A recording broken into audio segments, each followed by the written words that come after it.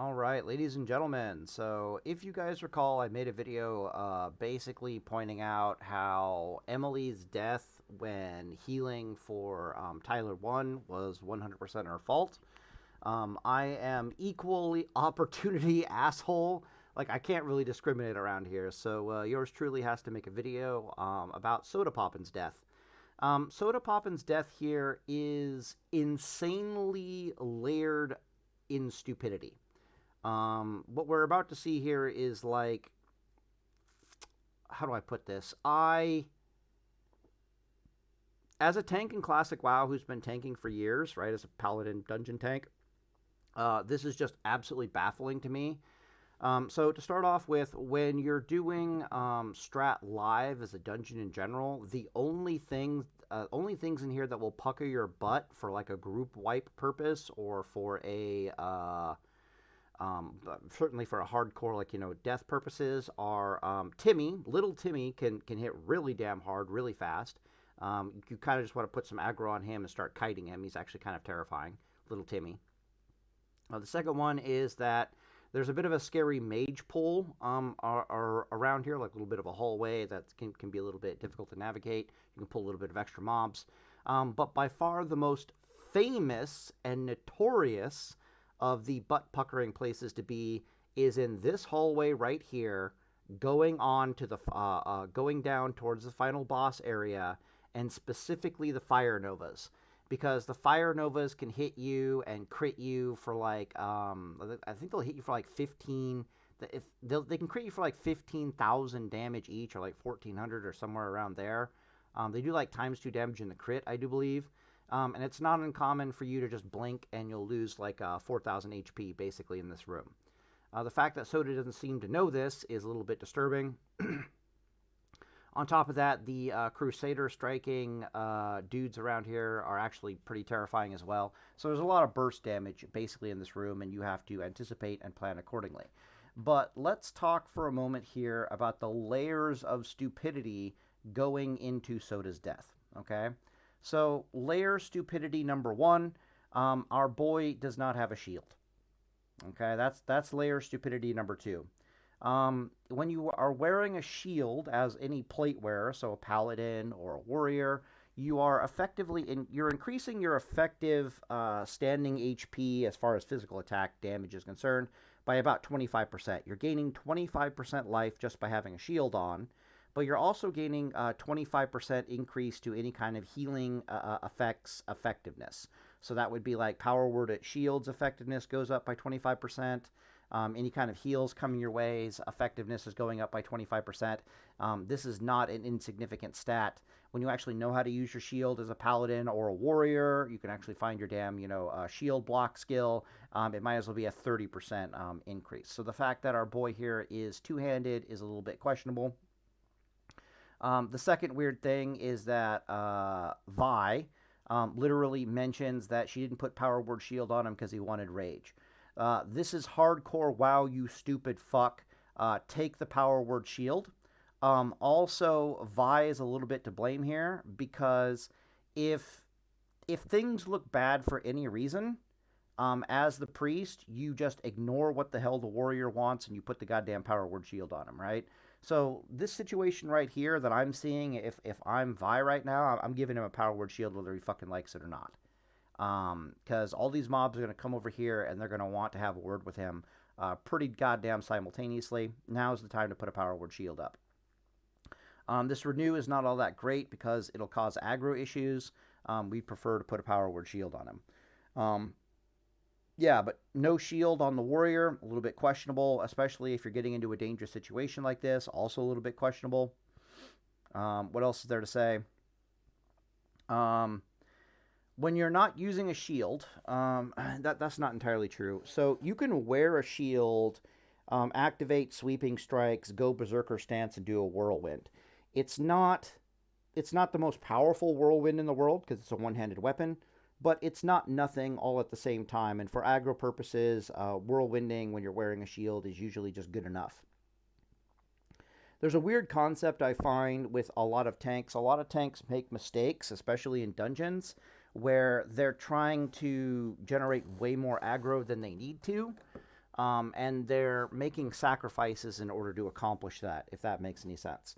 So our boy here is activating sweeping strikes, going berserk stance, and going for a whirlwind with a two-handed axe. We don't need all this aggro. And certainly in hardcore, we don't need this risk to generate all this aggro. It's overkill. He's overkilling on the aggro right now. Even if this succeeds, it's fundamentally stupid because we're just generating too much damn aggro. What else is there to say? Right, so if you're wearing a shield, it's not the worst thing in the world for you to try to go for a whirlwind here, right? Because at least the shield is making up for the theoretical stupidity of going for a whirlwind. However, just so we're clear, the difference between being in defensive stance and its minus 10% damage taken and berserk stance, which is its plus 10% damage taken, is another 25% increase in effective HP. So if you're in D stance with a two-handed weapon, you're basically taking 25% less damage than if you were in berserk stance with a two-handed weapon, on top of having a shield, right? So when you're sitting in, if our boy here was in D stance with a shield, he would have a whopping 50% increase to his effective HP pool, from mostly from physical attacks, and a 50% increase in his effective healing. There's no reason for you to be tanking dungeons in hardcore classic World of Warcraft as a warrior or a paladin without a shield. It's borderline mind-boggling. Now, if you're tanking 3 guys, yeah, go ahead, use your two-handed axe. But the moment you see anything more than, 4, or you see 4 or more mobs, I would say, you need to swap to the shield. The answer here for Soda is to, oh shit, let me put on a shield. It's not to, oh shit, let me activate Zerker Stance. Right? Like, what the fuck? It's a terrible idea. All right, so so here's it's like layer number 1. He doesn't have power word shield. Layer number 2 is the priest should be ignoring him and just putting a power word shield on him. Layer number 3 is that our boy isn't wearing a shield, and he sure as hell isn't recognizing the danger of the situation and putting on a fucking shield, which is stupid. Layer number 4 is he's activating Zerker Stance like a fucking moron. So now he's going the opposite direction of where he should be going. It should be, oh shit, 5 mobs, let me put on a shield. Instead, he's going, oh shit, 5 mobs, let me go into Berserker Stance. Like, what the fuck is wrong with you? The last thing here is that any tank worth their salt in this hallway will use a magic resistance potion. It's kind of like Baron Rivendare. It's like, why am I tanking Baron Rivendare without using a magic resistance potion? This guy does an ocean of shadow damage. He has this weird shadow strike ability that does a ton of shadow damage. The only reason I'm not using a magic resistance potion is if I have a priest that's giving me the shadow resistance buff, right? In this hallway, it's basically the same story. The vast majority of the damage that's going to cut right the fuck through your armor and be the biggest fucking problem is the Fire Novas. Once again, any tank worth their salt knows that Fire Resist has that amazing feature that once you get up to about 120 to 130 Fire Resist on your level 60 character, it completely pushes off 100% or 0% resist off the table. So the most damage you'll ever see from fire spells will be 75%. You'll never see 100% damage from a fire spell ever again. In this hallway, what are we doing? Especially in hardcore, but even in normal dungeon groups. This is a hallway where if your dungeon group wipes, they tend to not come back, so you have to take it seriously. Right? You follow me on this? That's a normal mode. We take this hallway seriously even in fucking normal mode, let alone goddamn hardcore. So in normal mode, in this hallway, what are we doing? We're activating a magic resist potion, or we're putting on our fire resist aura. In the case of me as a paladin, I would pop a magic resist potion and put on my armor aura, or just keep ret aura or something. I would take this hallway super seriously. On top of that, I'm putting on a cloak with the plus 15 fire resist enchant on it. It's probably going to be a fire resist cloak, so the cloak will probably already have 15 fire resist on it. So suddenly my fire resist will shoot up to 80, 90 fire resist or something stupid like that. We want to get our fire resist up as high as possible to just try to mitigate the raw amount of insane mathematical fuckery that can come our way. If we're super paranoid in here, we'll use a blazing emblem. The blazing emblem will give me like, you know, an extra 15 fire resist on the trinket and activate it, and I get like another 50 fire resist. That'll definitely put me up and over, but we'd only activate that trinket if we pulled like 2 of these battle mages, the Crimson Battle Mage up here. I think there's only 1 Crimson Battle Mage in this group, but when there's 2 of them, that's when your asshole needs to pucker. Because one of these activating their Fire Nova can do like, if it crits you, it'll do like 1400 fire damage, which is fucking ridiculous. But when there's 2 of them, they're just like, blah, and terrible, awful, no good things happen to you. So the fact that our boy is not using a magic resistance potion, he's aware of the fire damage issue. He doesn't have the fire damage. He's not playing the fire resist mechanic at all. Is a little bit questionable. But it's the fact that he doesn't have a shield.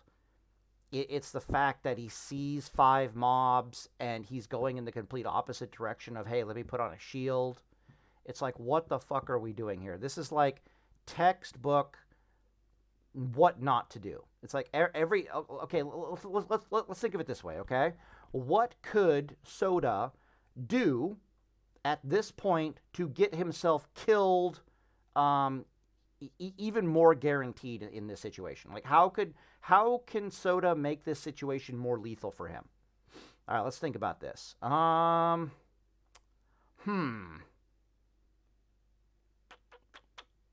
I don't think he can. Maybe he can activate Blood Rage. Oh, he already did activate Blood Rage. Okay, rip some of my HP. Does he have Death Wish? Maybe we can activate Death Wish and make this more dangerous. Yeah, there's almost nothing he can do to make this situation more dangerous for him. Like, unironically, he's doing everything in his power to get killed here. Unironically, doing everything in his fucking power to die here. Let's pull a 5. And take a wild guess what's going to happen. Okay, so he succeeds in the whirlwind. So we got all the aggro. Okay, awesome. Kill Where's his dead? Okay, I'm looking up here. Okay, and we're dead. Simple. I'm dead. But I want to see how many battle mages there are. Oh my god, you died to a Nova. I think. Oh my Everyone out. god. What just happened? Slow out, How many slow battle out. I have a mages? masterwork dummy. Slow out. Slow out. Wait, are you slow. f***ing serious? Go out. Go out. Everyone out. Everyone out. Monk. Yeah, there's just 1 battle mage. The thing here, though, is that these Crimson Galleons, they actually have like a Crusader Strike, which is actually kind of terrifying. Mage, battle mage. So they're kind of double attacking you, if that makes sense. So running up, they're doing auto attack, they're doing like a special. Basically, it's literally like I swear to God, it's literally like TBC's Crusader Strike, and they're wielding a giant 2-handed fucking weapon. They do damage. Like if we look up here, let's look at the whites. Only get like a white damage, 325 white damage. I saw like a 685 Nova, and then another 895 Nova. I don't think that's a Nova. I think that 600 damage is their Crusader Strike. Okay. I think it just does pure holy damage. Yeah, 355 auto attack damages, a dodge, a miss, 5. a resist. He resisted something. Oh, he probably resisted the Hodge stun. Okay, auto attack, another 300, a parry. Kill the battle mage. And then, yeah, that 600 right there before he died is their special attack, Okay. I do believe. See if I can get the pause just right. 5. Battle mage. It's going to be right here. Battle mage. Yeah, right Kill the here. battle. That 638, that is their, like, special Crusader Strike. The enemies in here are not to be fucked with. Okay, any tank worth their salt knows this. Like, it's baffling to think he doesn't know this. Do not fucking go in this room without a shield. Do not go in this room without fire resist. If you really want to butt pucker it for whatever reason, use a fire protection potion. Even the cheap ones are totally worth it here, because this crap is holy damage, right? It's going to cut right through your armor, whether you fucking like it or not. Yeah, so our boy here did everything in his power to die in a place where you... oh yeah, I guess that's another level of failure now that I think about it. How the hell do we not know that this place is incredibly dangerous? They're even talking about it like they're aware that this place is incredibly fucking dangerous. So we're aware that this place is incredibly fucking dangerous, but we're not doing anything to combat the danger of this place. And in fact, we're taking every decision we can to make it more dangerous for us. Fuck you. Like, at this point, I'm just like, bruh, I hate to see you dying.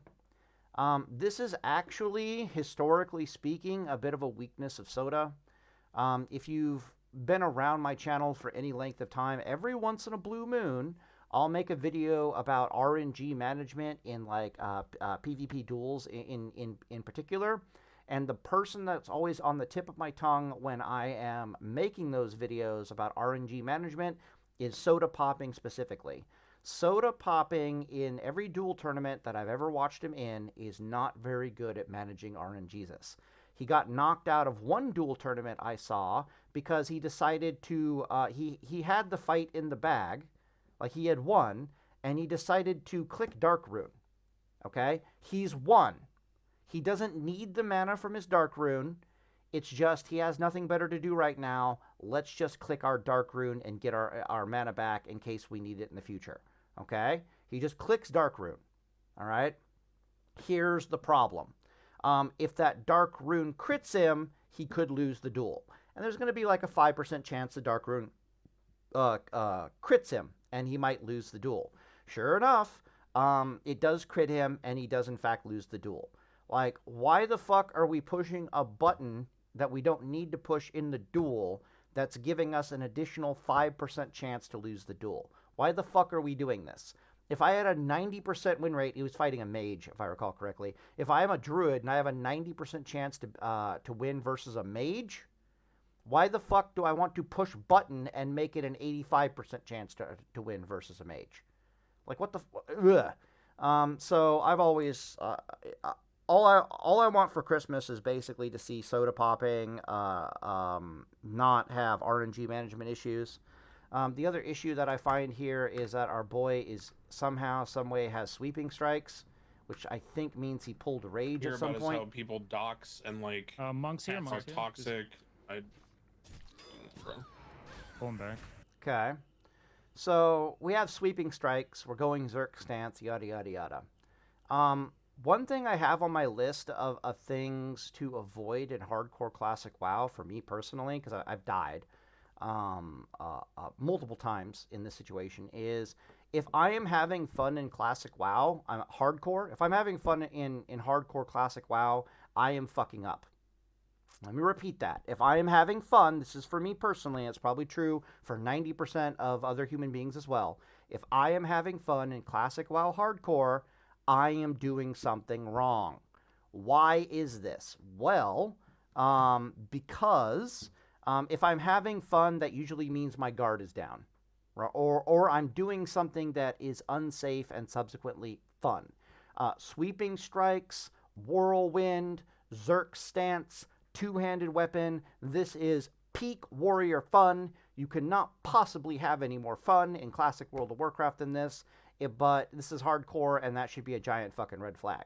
Unironically, Tyler 1 is doing it right by basically just being a backpedaling, boring-ass, shield-wearing bitch.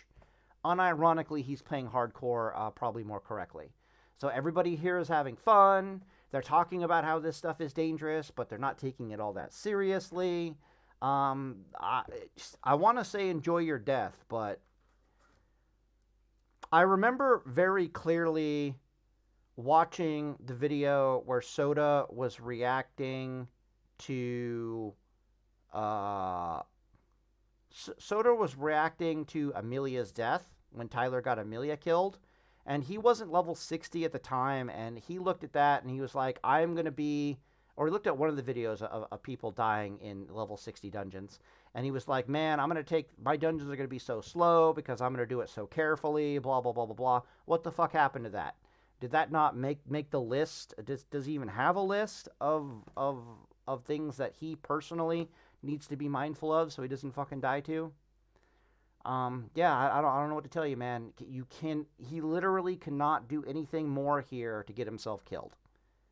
Okay, I take it back. What he could do right now, if he really wanted to die, is whirlwind all these guys, No, that's not true. Literally jump up in the air, spin around, give all the mobs your back, and then whirlwind them.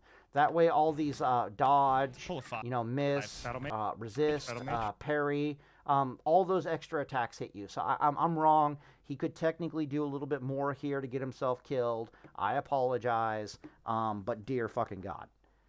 All right, well, I'm done ranting. I'm in the video here, and Deo's fault. No, this room is fucking terrifying, and you need to act accordingly in Classic World of Warcraft, especially in Hardcore. So, yeah, when I think about Strat Live or Strat Undead, there's only a handful of things that my butthole puckers on. This is one of them. Like, this room right here is 100% one of them. Oh, and for the record, you don't actually go in here. So if I back up really fast here, what you do is you open the door, and you stand here. You stand here, and you wait for the patrol. And then you shoot the patrol, or if you're a paladin, you like body pull the patrol. And that Every way, time BDO this gets brought doesn't up, happen all to I you. hear about is how people dox and So there's the patrol, like Monks here. and it's going to chain toxic. pull these guys in a pack. But you just stand here and you wait for the patrol. No effing idea how our boy doesn't know that stuff. Very, very strange. But yeah, like I was saying, even in normal mode, we know all this because if your group wipes here, they usually don't come back. The reason they don't come back is because there isn't really any more righteous orbs for them. A lot of people don't really need the final boss here. Blah, blah, blah, blah. So it's just like, oh, we wiped. It's a long run back. I don't want to come back. Let's not come back. And the group just ends. So you just got to take this hallway super seriously. Anyways, all in the video here, and Deo's fault.